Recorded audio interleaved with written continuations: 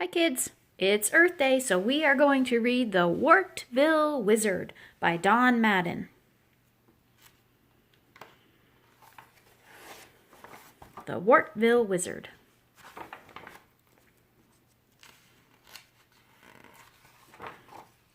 The road to Wartville traveled over a hill. In a neat and tidy house on top of the hill lived a neat and tidy old man. This is the story of how he became known as the Wartville Wizard. Every morning the old man looked out his window and watched the birds playing in the bird bath. He saw the flowers dancing in the sunlight and the trees waving in the breeze.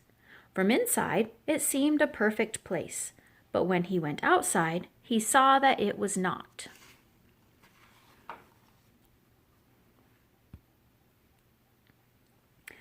Under the beautiful flowers, he found soda bottles thrown from cars during the night. By the mailbox, he saw juice cans, plastic cups, and straws. Along the road, he spotted more litter, empty cigarette packs, newspapers, candy wrappers, all kinds of trash. Once he found a worn-out baby buggy full of pacifiers. Another day, he discovered a broken toilet seat leaning against the garden gate. Every day the old man became angry. The more trash he saw, the more angry he got. Sometimes he ran back to his house and up the stairs and leaned out his bedroom window. Taking a deep breath, he yelled, "The people of Wartville are slobs!" Then the old man took a burlap sack from the garden shed and walked along the roadsides collecting the trash. Day after day, month after month, he trudged up and down the road with his burlap sack. Some days were not as bad as others, but there was always something to put into the sack. He knew if he stopped cleaning, everything would be smothered under a blanket of trash. "Slobs, slobs, slobs," he grumbled.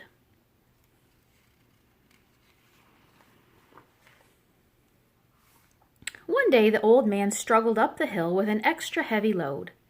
The afternoon before, the senior citizens football team and the gourmet motorcycle club had held their annual picnics.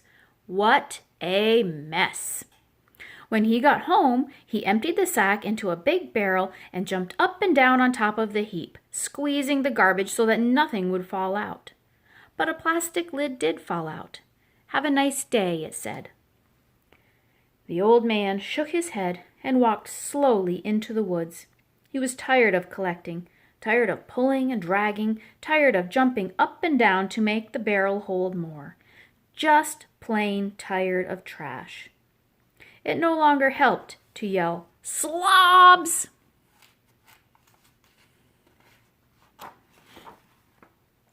He stopped in a clearing in the middle of the woods and looked up at the treetops. Then he looked into the blue beyond and whispered, "Mother Nature, I've tried to keep your hill and green places clean, but I can't go on. I'm tired." He heaved a sigh and sat down on the ground. Suddenly soft music played around the old man, and then all was still. Even the birds stopped singing, and the bushes and trees stopped rustling their leaves. The old man let the quiet wrap around him like a cozy blanket. It was brief, but when it passed, he knew he had been given the power over trash.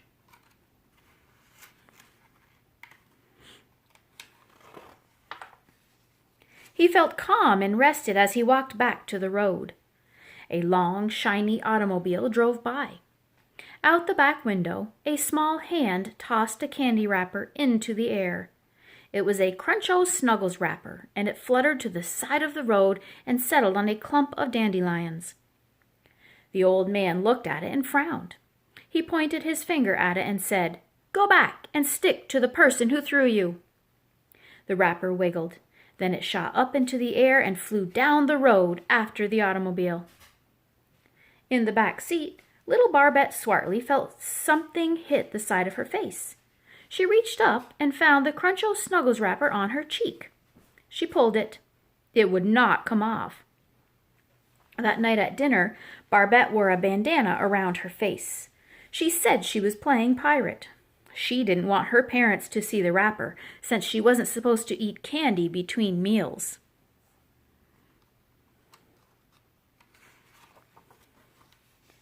The next morning, as usual, there was trash along the road. But the old man didn't use the burlap bag.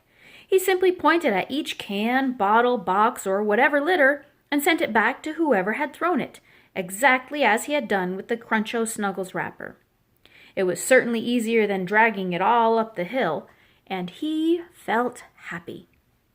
But there were people in Wartville who were not happy. Harvey Bender had just gotten home from work at the bathtub factory 5 miles out of town.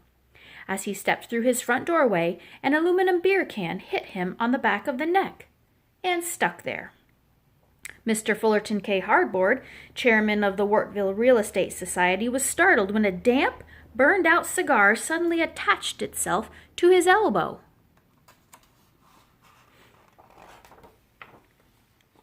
And Mrs. Mabel Botts let out a piercing scream when a paper bag full of garbage chased her down the street and stuck to her rear end.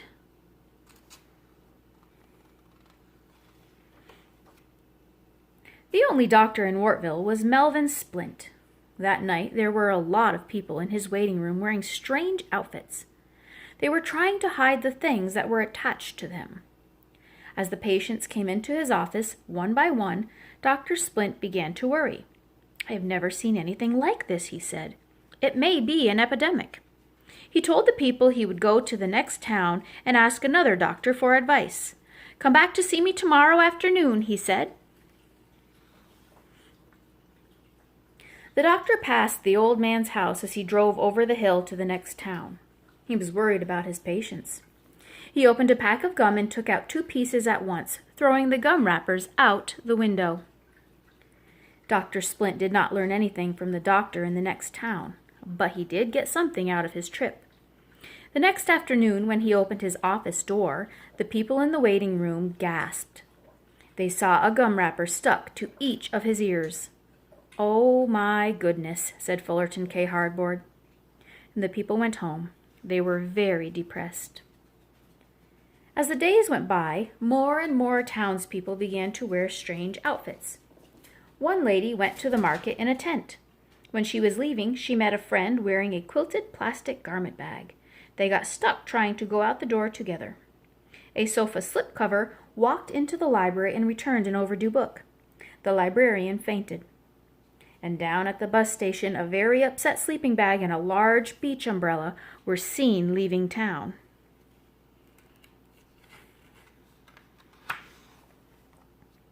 Poor little Barbette Swartley was sick and tired of wearing the bandana to hide the Cruncho Snuggles wrapper. She decided to go for a long walk. "When I get out of town, I'll be able to take this thing off for a while," she mumbled to herself. Walking slowly along the road that traveled over the hill, she undid the knot and removed the bandana. The Cruncho Snuggles wrapper crackled in the breeze, but the air felt good on her head. Halfway down the other side of the hill, Barbette saw the old man looking for trash. She didn't want to be caught without her disguise, so she hid behind a bush and peeked out. The old man had found a pile of empty soda cans, some popsicle sticks, and a milk carton. He pointed his finger at each piece of trash and said something.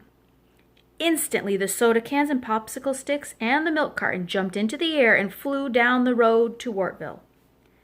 Barbette's eyes almost popped out of her head. She waited until the old man had gone into his house. Then she ran down the road as fast as her legs would carry her. "He's a wizard," she sputtered. "A wizard with power over trash. That's why things are sticking to everybody. He's a wizard." When the townspeople had heard Barbette's story, they decided to call a meeting. By this time, almost every family in Wartville had been stricken, and some people were in really bad shape, especially Jimmy Van Slammer, who couldn't fit through the door. Dr. Splint called the meeting to order. He asked the group to keep calm. While he spoke, the gum wrappers on his ears wiggled and waved. The meeting lasted late into the night. The people wanted to show one another the nasty trash they had been trying to hide. They were all relieved to know that others had the same problem. The meeting was tiring for Mrs. Botts, the lady with the bag of garbage on her rear end, because she couldn't sit down. Finally, Fullerton K. Hardboard stood up. "I move we adjourn the meeting and get some sleep," he said. "Tomorrow we'll go out to this wizard's place and demand that he remove these awful stick-ons." Everybody agreed.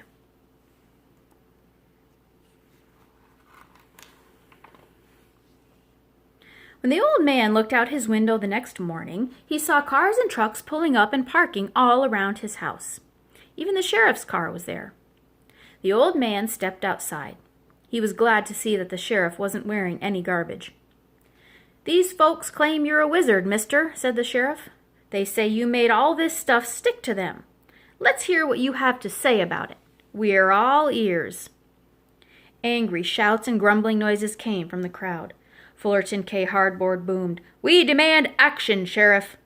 Poor Mrs. Botts yelled, "Boo!" She was a nervous wreck from standing up so long. The old man looked at the crowd with a serious, steady look, taking them in, one at a time. Finally, he said, "Hello, slobs."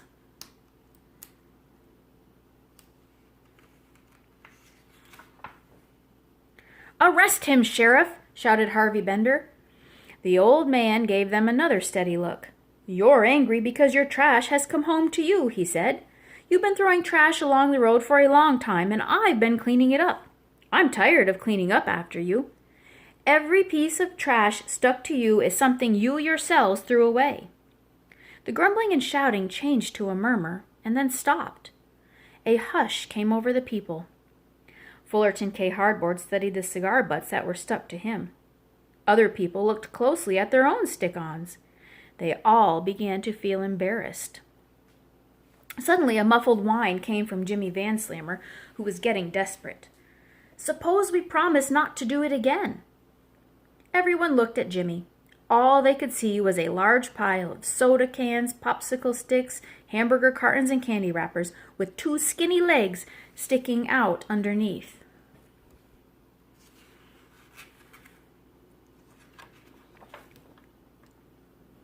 Then they looked at the old man. They weren't angry anymore. They were ashamed. The old man smiled. He wasn't angry anymore either. He knew they had learned a lesson. "If all of you promise not to litter again and mean it," he said, "the trash will stop sticking to you when you get home. Then you can put it in your own trash baskets, where it belongs."